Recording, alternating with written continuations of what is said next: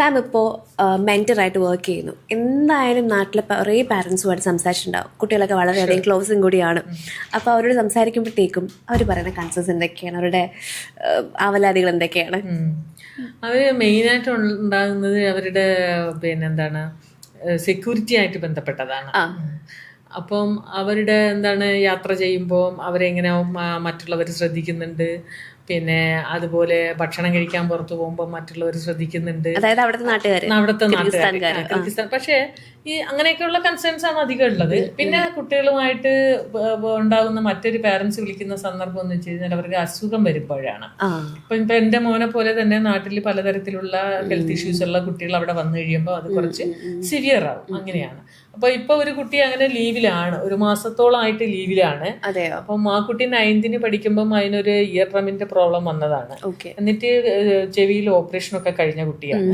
അപ്പൊ അത് കഴിഞ്ഞ് +2 കഴിഞ്ഞ് അവൾക്ക് മെഡിസിൻ പഠിക്കുന്ന അവളുടെ അമ്മ ഡോക്ടറുമാണ് എന്ന് പറഞ്ഞിട്ട് അവൾ അവിടെ വന്നതാണ്. അപ്പൊ വന്നു കഴിഞ്ഞ് അപ്പോഴേക്കും ഈ ക്ലൈമറ്റിൻ്റെത് കൊണ്ടാണോ അവള് പറയുന്ന സൗണ്ട് കൊണ്ടെന്നാണ് എന്നറിഞ്ഞൂടെ ഇൻഫെക്ഷനായി. അപ്പോൾ കുറേ ദിവസം കുട്ടിക്ക് ക്ലാസ്സിൽ പോവാതിരുന്നു. അപ്പം ഞാൻ തന്നെ പേരന്റിനോട് പറഞ്ഞു, ഇവിടെ ഇങ്ങനെ കണ്ടിന്യൂ ചെയ്യുന്നതിനേക്കാളും നാട്ടിൽ വന്ന് അവിടെ ഡോക്ടറെ കാണിച്ചിട്ട് ശരിയായില്ല, കണ്ട ഡോക്ടറെ തന്നെ കാണാൻ പോകുന്നതാണ്. അപ്പൊ ഈ കുട്ടിയുടെ ക്ലാസ് സഫർ ചെയ്യല്ലോ എന്ന് വിചാരിച്ച് അവർ മാക്സിമം വെയിറ്റ് ചെയ്തു. അപ്പൊ പക്ഷെ പിന്നെ കുട്ടിക്ക് പോകാൻ പറ്റാതെയായി. അപ്പൊ പിന്നെ കുട്ടി ഇപ്പൊ നാട്ടിലാണുള്ളത്. അവരിവിടെ ഡോക്ടറെ കാണിച്ചു. അപ്പൊ പറഞ്ഞു ഇൻഫെക്ഷൻ ആയി പോയി. അതുകൊണ്ടാണ് എനിക്ക് തോന്നുന്നത്, തണുപ്പിന്റെ കൊണ്ടായിരിക്കും. ഉള്ള കൺട്രിയാണല്ലോ, ചില്ലിങ് കൺട്രിയാണ്. അപ്പം അതുകൊണ്ടായിരിക്കണം. അപ്പൊ അങ്ങനെയൊക്കെ ഉള്ള പാരന്റ്സ് എപ്പോഴും അപ്പൊ കുട്ടികളങ്ങ് കിടക്കും, എഴുന്നേക്കൂല. ഭക്ഷണം കഴിക്കാനും തണുപ്പല്ലേ, എഴുന്നേക്കാനും മടിയാണ്. അപ്പം അവരൊന്ന് വിളിക്കുകയോ ഭക്ഷണത്തിന് പറഞ്ഞു വിടുവോ, പിന്നെ എന്ത് ചെയ്യുന്നു നോക്കും. അപ്പൊ ഞാൻ ഇടയ്ക്ക് പോയി നോക്കും. അപ്പം നോക്കും, എന്നിട്ട് മെസ്സിൽ നിന്ന് ഭക്ഷണം എടുപ്പിച്ചിട്ട് അവർക്ക് റൂമിൽ തന്നെ ഭക്ഷണം കൊണ്ടുകൊടുക്കും. പോവാൻ മടിയായിരിക്കും. അപ്പൊ അങ്ങനെ നോക്കും. എന്നിട്ട് മെഡിസിൻ കറക്റ്റായിട്ട് കഴിച്ചു എന്ന് നോക്കും. അപ്പൊ അങ്ങനെ നോക്കി വന്നാല് ഇടയിൽ കുട്ടികൾ മറ്റുള്ളവർ ക്ലാസ്സിൽ പോയേക്കാണല്ലോ, ഒറ്റയ്ക്കാവുന്ന സമയത്തും ഇടയ്ക്ക് ഞാൻ പോയി നോക്കും. അവരെ നോക്കിയിട്ട് കമ്മ്യൂണിക്കേറ്റ് ചെയ്യും. അപ്പൊ അത് പാരന്റ്സിന് ശരിക്കും ഒരു ആശ്വാസമാണ്. കാരണം ഒരാള് പോയി നോക്കാനുണ്ടല്ലോ, മോളോട് സംസാരിക്കാനുണ്ടല്ലോ എന്നുള്ള. പിന്നെ അവരുടെ കുട്ടിയുടെ അടുത്ത് നിന്നിട്ട് ഞാൻ പാരന്റ്സിനോട് സംസാരിക്കും. അപ്പൊ അവർക്ക് കുറച്ചൊരു ഒരു ആശ്വാസമാകും അവർക്ക്. അവര് ഹരാസില്ലാന്ന് അവര് മുഖത്ത് വെക്കില്ല. ഹാൻഡ് ഈ എന്തെങ്കിലും റേസിസമോ അല്ലെങ്കിൽ അവരുടെ അങ്ങനെയൊന്നുമില്ല. അക്സെപ്റ്റൻസ് അവർക്കുണ്ടല്ലോ അല്ലെ, അവരുടേതായ ലോകം. അല്ലാതെ ഒരാളെ അവർ മൈൻഡ് ചെയ്യുന്നില്ല അവരുടെ ബിസിനസ്സിലേക്ക്, അത്രേ ഉള്ളൂ. അല്ലാതെ വേറെ തരത്തിലുള്ള ഇഷ്യൂസ് ഒന്നും ഉള്ളതായിട്ട് എനിക്ക് മനസ്സിലായിട്ടില്ല ഇതുവരെ. കാരണം ഞാൻ ഷോപ്പിലൊക്കെ പോകുന്നവരാണ്. അതെ. ഓക്കെ. അതുപോലെ മാം, ഇപ്പൊ ഫസ്റ്റ് ഇയറിൽ ജോയിൻ ചെയ്യുന്ന കുട്ടികൾ, അവർക്ക് ഒരു രീതിയിലും പരിചയമില്ലാത്ത നാട്, ഫുഡ് കൾച്ചർ, ഒരു ഫ്രണ്ട്സ് ഒരു പക്ഷേ ഉണ്ടാവില്ല കൂടെ, പുതിയ ഫ്രണ്ട്സ് ആയിരിക്കും കൂടെ പഠിക്കുന്നത്, പുതിയ കുട്ടികളായിരിക്കും കൂടെ പഠിക്കുന്നത്, പാരൻസ് ഇല്ല. ഫസ്റ്റ് ഇയേഴ്സ് ഫേസ് ചെയ്യുന്ന കുറച്ച് കൺസേൺസ് എന്തൊക്കെയാണ്? ഫസ്റ്റ് ഇയറിൽ ചേരുമ്പോഴാണ് ഇവർക്ക് പ്രശ്നങ്ങളുള്ളത്. പിന്നീട് എല്ലാം അഡ്ജസ്റ്റഡ് ആവും. അതിനൊന്നെന്ന് പറഞ്ഞാൽ അവരുടെ മനസ്സാണ്. കാരണം നാട്ടിൽ നിന്ന് വരുമ്പോഴേ കുറേ ഭയം ഇങ്ങനെ മനസ്സിൽ വിഴുങ്ങിയിട്ടാണ് ഇവർ പോകുന്നത്. എന്റെ മോൻ തന്നെ പല പല ചോദ്യങ്ങൾ ചോദിക്കുമായിരുന്നു. ഫ്ലൈറ്റിൽ പോയിട്ട് അവിടെ അവർ നമ്മളെ റിസീവ് ചെയ്യാൻ, അവരെയൊക്കെ ആദ്യത്തെ കൺസേൺ അതാണ്. കാരണം ഇവര് പല പുസ്തകങ്ങളിലും പല പല സംഗതികൾ വായിച്ചിട്ടുണ്ടല്ലോ. അപ്പം അതുകൊണ്ട് അവര് നമ്മളെ വിളിക്കാൻ വരുമോ, വിളിക്കാൻ വന്നില്ലെങ്കിൽ പോലീസ് നമ്മളെ പിടിക്കുമോ, ഇങ്ങനെയൊക്കെ ചോദിക്കും. ഫസ്റ്റ് എക്സ്പീരിയൻസിലേക്ക് വരുന്നല്ല. അപ്പോ ഈ തരത്തിൽ ഒരുപാട് സംഗതികൾ ഭയത്തിന്റെ രൂപത്തിൽ കുട്ടികളുടെ ഉള്ളിലുണ്ട്. അപ്പൊ അവരെവിടെ ചെല്ലുമ്പോഴും ആശങ്കയോടെയാണ് പോകുന്നത്. ആ ആശങ്കയെ വർദ്ധിപ്പിക്കുന്ന ഒരു സാധനം വെച്ചാൽ അവിടുത്തെ ലാംഗ്വേജ് ആണ്. അവര് കിർഗിസ്ഥാൻ ഉപയോഗിക്കുമെങ്കിലും റഷ്യൻ സിമിലർ ആണ്. റഷ്യനാണ് അവരുടെ മെയിൻ ഭാഷ. അപ്പൊ ഇവിടെ നിന്ന് ചെല്ലുമ്പോൾ നമുക്ക് റഷ്യൻ അറിയില്ല. അപ്പൊ എനിക്കും അറിയില്ല, കുട്ടികൾക്കും അറിയില്ല. ഫാസി സാറിന് നല്ലോണം അറിയാം. സാർ റഷ്യയിലാണ് MBBS ചെയ്തത്. അടിപൊളിയായിട്ട് റഷ്യ അറിയാം. അപ്പോ ഞങ്ങളെല്ലാം ഡിപ്പെൻഡ് ചെയ്യുന്ന സാറിനെയാണ്. എന്തുണ്ടെങ്കിലും അപ്പോഴും സാറിനെ വിളിക്കും. സാർ അപ്പൊ ഒരു കുട്ടിയുടെ മൊബൈൽ ഷോപ്പിൽ വെച്ച് മറന്നിട്ട് ആ കുട്ടി സാറിനെ വിളിച്ചിട്ട് സാർ അവിടെ നിന്ന് ലൊക്കേറ്റ് ചെയ്തിട്ട് ആ മൊബൈൽ തിരിച്ചു കിട്ടി ഷോപ്പിൽ. അങ്ങനെയൊക്കെ ചെയ്യലുണ്ട്. അപ്പൊ ഇവരുടെ പ്രധാന പ്രശ്നം എന്ന് വെച്ചാൽ ഭാഷയാണ്. ഇവര് ഷോപ്പിലൊക്കെ ചെല്ലുന്ന പിറ്റേ ദിവസം തന്നെ ഷോപ്പിങ്ങിനും ബാക്കി കാര്യങ്ങൾക്കൊക്കെ പോകും. കാരണം അവർക്ക് ഹോസ്റ്റലിലേക്ക് വേണ്ട അത്യാവശ്യ സാധനങ്ങളൊക്കെ വാങ്ങണമല്ലോ. അപ്പൊ സീനിയേഴ്സോ ഞാനോ ഒക്കെ ആയിരിക്കും കൂടെ പോകുന്നത്. പക്ഷെ നമുക്ക് ഭാഷാ പ്രശ്നമാണ്. ചെറിയ ചെറിയ രീതിയിൽ കമ്മ്യൂണിക്കേറ്റ് ചെയ്യും. അപ്പൊ കമ്മ്യൂണിക്കേറ്റ് ചെയ്യാനൊക്കെ അറിയാം. അപ്പൊ ആ സമയത്ത് നമ്മൾ ഉപയോഗിക്കുന്ന ഗൂഗിൾ ട്രാൻസ്ലേഷനാണ്. അപ്പൊ ഈ കുട്ടികളോട് പറയും. പക്ഷെ ഗൂഗിൾ ട്രാൻസ്ലേഷൻ ഉപയോഗിച്ചിട്ട് ഇവര് പിന്നെ ബാർഗെയിൻ ചെയ്യുന്നുണ്ട്, അതൊക്കെ ചെയ്യുന്നുണ്ട്. അപ്പം അങ്ങനെ 1-2 പ്രാവശ്യം കഴിയുമ്പോൾ അവര് തങ്ങ് സ്മാർട്ടാണ്. പിന്നെ ക്ലൈമറ്റ് ഞാൻ പറഞ്ഞു വളരെയധികം തണുപ്പുള്ള -ൽ ആണ് അധികം ഉണ്ടാവുക. എനിക്ക് തോന്നുന്നു മാർച്ച് കഴിയുമ്പോൾ അത് മാറും. ഇതിന്റെ എത്ര തണുപ്പായത് അതിന് കറസ്പോണ്ടിങ് ആയിട്ടുള്ള ചൂട് വരും. അപ്പം ജൂലൈ ഓഗസ്റ്റിലൊക്കെ അഫോർഡബിളേ അല്ല. പൊള്ളുന്ന ചൂടാണ്. ആ സമയം അവിടെ വെക്കേഷൻ. അവിടെ വെക്കേഷൻ ആണെങ്കിലും 2 ആഴ്ച അവർ ഇവിടത്തെ എനപ്പോയില് ലാബ് ക്ലിയർ ചെയ്യാൻ സമയത്ത്. ഈ വെക്കേഷൻ എത്ര മാസമാണ്? വെക്കേഷൻ ഇപ്പൊ 2 മാസമാണ് പറഞ്ഞേക്കുന്നത്. 1 മന്ത്, നിയർലി 1 മന്ത്, ഒരു 3 വീക്സോളം അവർക്ക് ഇവിടത്തെ എനപ്പോയിൽ ക്ലാസ് ഉണ്ട്. 1 മന്ത് ടോട്ടലി വെക്കേഷനാണ്. അപ്പൊ അത്രയും ഒരു ബെനിഫിറ്റ് മറ്റൊരു കൺട്രിയിലും കിട്ടില്ല. അതൊരു വല്ലാത്തൊരു അഡ്വാൻറ്റേജ് തന്നെയാണ്. അപ്പം എനിക്ക് എനപ്പോയ അക്സെപ്റ്റബിൾ ആയിട്ട് തോന്നിയതിന്റെ ഒരു നല്ലൊരു സാധനം അത് തന്നെയാണ്. ഒബ്സർവേഷൻ വരുമ്പോഴും നമുക്ക് എന്ത് ചെയ്യാം, ഒബ്സർവേഷൻ പ്രാക്ടീസ് നമുക്ക് ഇവിടെ കേരളത്തിൽ ചെയ്യാം. നല്ല ഹോസ്പിറ്റലിൽ 6th ഇയറിലാണോ? 6th ഇയറിലല്ല, 5th ഇയറിലാണ് വിചാരിക്കുന്നത്. ഒബ്സർവേഷൻ എല്ലാ സെമ്മിൽ എല്ലാ ഇയറിലും ഒബ്സർവേഷൻ ഉണ്ട്. ഫസ്റ്റ് ഇയർ അവര് 2nd ഇയറും 1st ഇയറും പിന്നെ ഒബ്സർവേഷൻ ആയിട്ട് എടുക്കുന്നത് ക്ലിനിക്കൽ എക്സ്പോഷറാണ്. കാരണം പിന്നെ കഡാവർ ഒന്നും അവിടെ ഇല്ല. ഇവിടെ കഡാവർ, ബാക്കി ലാബ്, ബാക്കി ഫെസിലിറ്റീസ് അതെല്ലാം ഈ 3 വീക്സ് കൊണ്ട് കുട്ടികളെ ഫെമിലിയർ ആക്കുകയാണ്. അവിടെ കഡാവേഴ്സ് ഒന്നും അങ്ങനെ അവൈലബിൾ ആയിട്ടില്ല. കഡാവർ ഇല്ല അവിടെ. മറ്റത് വെർച്വൽ അവർ ഉപയോഗിക്കുന്നത് കുട്ടികളെ. പക്ഷെ അതില് ഇപ്പൊ ആദ്യം പോകുമ്പോ എനിക്ക് അതൊക്കെ ഒരു വലിയ കൺസേൺ ആയിരുന്നു. പഠിക്കണമല്ലോ. പക്ഷെ ഇപ്പൊ പഠിച്ചു വന്നപ്പോ ഇത് നല്ലൊരു സിസ്റ്റം ആണെന്ന് തോന്നി. കാരണം പ്രാക്ടിക്കലൊക്കെ എഴുതി പഠിപ്പിക്കണം. അപ്പൊ അത് തറവാണ്. എഴുതിയാലേ മാർക്ക് കിട്ടുള്ളൂ. അപ്പൊ അത്രയും തറവായിട്ടാണ് ഇവിടെ വരുന്നത്. പക്ഷെ ആ പ്രാക്ടിക്കൽ ഇവിടെ വന്നിട്ട് അവർ ലാബിൽ റിപ്പീറ്റ് ചെയ്യും. അപ്പൊ കുട്ടികൾക്ക് ബൈഹാർട്ടാണ്. മറ്റത് ഉഴപ്പിട്ടാ പഠിക്കുന്ന, ലാബിൽ കയറിയിട്ട് ഏതെങ്കിലുമൊക്കെ അതിലേ ചെയ്യുന്നത്. ഇത് പക്ഷെ ഡബിൾ എഫക്റ്റ് ആണ് ഉണ്ടാകുന്നത്. Very good. അപ്പം അങ്ങനത്തെ എക്സ്പോഷർ ഒക്കെ ഇവിടെ നന്നോട്ട് കിട്ടുന്നുണ്ട്. അപ്പം ഇപ്പൊ നമ്മൾ അക്കാഡമിക്കലി ഒരു ഇതും ഇല്ല. പിന്നെ ക്ലൈമറ്റ് ഇതാണ്. ക്ലൈമറ്റ് സർവൈവ് ചെയ്യാം. കാരണം എനിക്ക് ഒരുപാട് ഹെൽത്ത് ഇഷ്യൂസ് ഉള്ള ആളാണ്. എനിക്ക് പ്രായവും ഉണ്ട്. എനിക്ക് തണുപ്പ് ഭയങ്കര ബുദ്ധിമുട്ടാണ് മാം. ഈ രാവിലെ കുട്ടികളെ നല്ല തണുപ്പത്ത് കിടന്ന് ഉറങ്ങാനായിരിക്കുമല്ലോ നമുക്ക് കൂടുതൽ. അതെ, അപ്പൊ രാവിലെ എഴുന്നേറ്റ് പോവാന്നൊക്കെ പറയുന്ന ആലോചിക്കുമ്പോഴത്തേക്കും കുറച്ച് ബുദ്ധിമുട്ടാണ്. പോയേ പറ്റും. അതെ അതെ അതെ. പക്ഷെ അതാണ് മനസ്സിലാ തീരുമാനം. മനസ്സിൽ നിന്ന് ഉണരണം. ഫിസിക്കലി നമ്മൾ ഉണർന്നാൽ പോലെ മെന്റലി നമ്മൾ കോൺഷ്യസ് ആയിരിക്കണം. കിടക്കുമ്പോഴേ നാളെ ഇത്ര മണിക്ക് എഴുന്നേക്കണം, ഇന്ന സമയത്ത് ഇറങ്ങണം എന്നുള്ള ഒരു പ്രിപ്പറേഷൻ അവരുടെ മുമ്പിൽ ഉണ്ടാവും. അപ്പൊ പിന്നെ ഒരു പ്രശ്നവും വരില്ല. എക്സാം ടൈമിൽ പോലും അവിടെ അറിയാതെ ഉറങ്ങിയ ആളുകളുണ്ട്.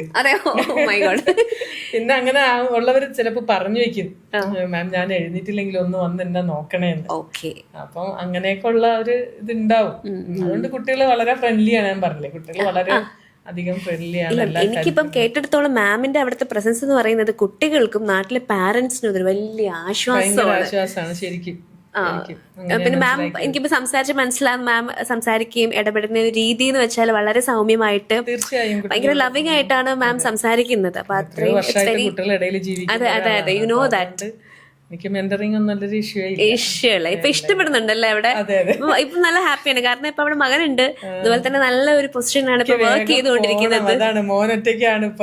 അതുണ്ടല്ലേ പരീക്ഷ സെം എക്സാം വരികയാണ്. അതെ അതെ അതെ, അപ്പം അതിന്റെയൊക്കെ ഒരു ഇഷ്യൂ ഉണ്ട്. ഓക്കെ, ഇനി അടുത്തൊരു കാര്യം, വിദേശ പഠനത്തിന് കുട്ടികളെ തയ്യാറാക്കുന്ന അല്ലെങ്കിൽ അയക്കുവാൻ തയ്യാറെടുക്കുന്ന പാരന്റ്സ് തീർച്ചയായിട്ടും ഒരു ഫിനാൻഷ്യൽ പ്രിപ്പറേഷൻ ചെയ്യണമല്ലോ. അതിനെ കുറിച്ചൊരു ഐഡിയ ഉണ്ടായിരിക്കണമല്ലോ. പാരന്റ് ആയതുകൊണ്ട് എന്റെ എക്സ്പീരിയൻസ് തന്നെ ആയിരിക്കും. പ്ലീസ് അതെ അതെ അതെ എങ്ങനെയാന്നുള്ളത് പറയാം. അപ്പൊ നമ്മള് പിന്നെ ഫിനാൻഷ്യൽ എന്ന് പറയുമ്പോഴേക്കും നമ്മൾ ഇന്ത്യയിൽ ചിലവാക്കുന്ന, ഇന്ത്യയിൽ മാനേജ്മെന്റ് സീറ്റ് അല്ല കേട്ടോ, അതിന്റെ അത്രയൊന്നും ആവില്ല എന്തായാലും. ഒത്തിരി കേട്ടിട്ടുണ്ട്. അതായത് ഇപ്പം നാട്ടിലെ ഒരു മാനേജ്മെന്റ് സീറ്റിൽ പഠിക്കുന്നതിനേക്കാളും കുറച്ചായിരിക്കും കുറവായിരിക്കും. പക്ഷെ എന്നാലും നമ്മളിപ്പോ ഫീസ് ഇത്ര രൂപ, ഹോസ്റ്റൽ ഫീസ് ഇത്ര രൂപയെന്ന് നമ്മുടെ അഡ്മിഷൻ സമയത്ത് നമ്മുടെ കൃത്യമായിട്ട് തന്നെ പോയ നമ്മളെ പിന്നെ അവരുടെ സ്ട്രക്ചർ, അവരുടെ സിസ്റ്റം നമ്മളോട് പറഞ്ഞു തരുന്നുണ്ട്. അപ്പം ആ ഫീഡിങ്സിന് അപ്പുറത്തേക്ക് കുറച്ചുകൂടെ ഒരു എമൗണ്ട് നമ്മൾ കാണണം. കാരണം എന്ന് വെച്ചാല് ഇപ്പൊ അവിടെ കൊടുക്കുന്ന പൈസ ഈ പറഞ്ഞ അത്രയും കൃത്യം തന്നെ കൊടുക്കും, ഒരു പൈസ അവർ എക്സ്ട്രാ വാങ്ങില്ല. പക്ഷെ കുട്ടിക്ക് പുറത്തുനിന്ന് ഭക്ഷണം കഴിക്കണം, പുറത്ത് ആവശ്യങ്ങള്, അപ്പൊ ഒരു മാസം എങ്ങനെയായാലും ഒരു 7-8 രൂപ നമ്മൾ അയച്ചു കൊടുക്കേണ്ടി വരും. നാട്ടിലെ 8,000 രൂപ. കാരണം അവിടെ മണി വാല്യൂ ഉണ്ട്. നമ്മളെ മണി അവിടെ മണി തമ്മിൽ ചെറിയൊരു വ്യത്യാസം മാത്രമേ ഉള്ളൂ എക്സ്ചേഞ്ചിന്. നമ്മളെ ഇന്ത്യൻ മണിക്ക് അവിടെ വാല്യൂ ഉണ്ട്. അതുകൊണ്ട് 7-8 രൂപ 7,000-8,000 രൂപ എന്തായാലും അവർക്ക് മന്ത്ലി എക്സ്പെൻസ് ആയിട്ട് അഡീഷണൽ ആയിട്ട് നമ്മൾ കാണണം. പിന്നെ വേറെ ഒന്നുമില്ല. അവര് ടൂർ പോവുകയൊക്കെ ചെയ്യുമ്പോൾ ഒരു പാക്കേജ് ഒക്കെ അയച്ചു കൊടുക്കുക എന്നുള്ളതല്ലാതെ മറ്റ് ടിക്കറ്റ് ചാർജ് അത്യാവശ്യം ഉണ്ട്. ടിക്കറ്റ് ചാർജ് പിന്നെ നമ്മൾ നമ്മള് പല വഴിക്ക് പോവാം കിർഗിസ്ഥാനിലേക്ക്. ഞാൻ പോയിരിക്കുന്നത് ഷാർജ വഴിയാണ്. ഇവിടുന്ന് 3.5 hours ഷാർജ, അവിടുന്ന് 3 hours. അത്രേ ഉള്ളൂ.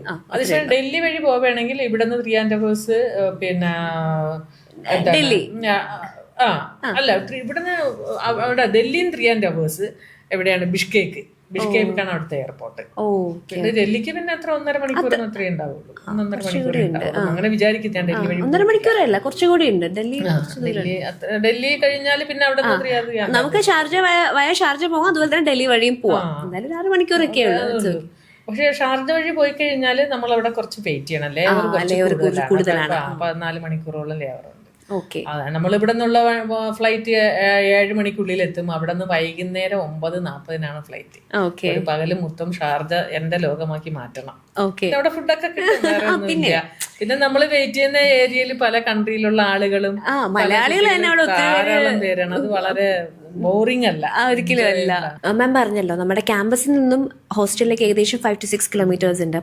ഹോസ്റ്റലിലേക്ക് എന്തൊക്കെയാണ് സൗകര്യങ്ങളുള്ളത്? ഹോസ്റ്റലിലെ കാര്യങ്ങളൊക്കെ എങ്ങനെയാണ്? ഹോസ്റ്റൽ ബിൽഡിംഗ് 6 floors ഉള്ള ഒരു ബിൽഡിംഗ് ആണ്. അതിന്റെ തൊട്ട് ബാക്കിലായിട്ട് ഒരു ഹോള്, മെസ്സ്, അങ്ങനെയാണ് ഉള്ളത്. അതില് 6th floor ഫാക്കൽറ്റീസ് ആണ്. ഫാക്കൽറ്റീസ് അവിടെ തന്നെയാണ് താമസിക്കുന്നത്. ഇവിടുത്തെ ഫുഡ് തന്നെയാണ് കഴിക്കുന്നത്. അവിടുത്തെ അറ്റ്മോസ്ഫിയറുമായിട്ടാണ് ഇവര് ഇതായി കഴിക്കുന്നത്. പിന്നെ അതില് ബാക്കിയുള്ളതിൽ ഞാനൊക്കെ ഗ്രൗണ്ട് ഫ്ലോറിലാണ്. അവിടെ സ്റ്റുഡൻസും ഉണ്ട്, സ്റ്റാഫും ഉണ്ട് ഗ്രൗണ്ടില്. പിന്നെ ഒരു ഫ്ലോറിൽ ബോയ്സ് ഒരു ഫ്ലോറിലേ ഉള്ളൂ.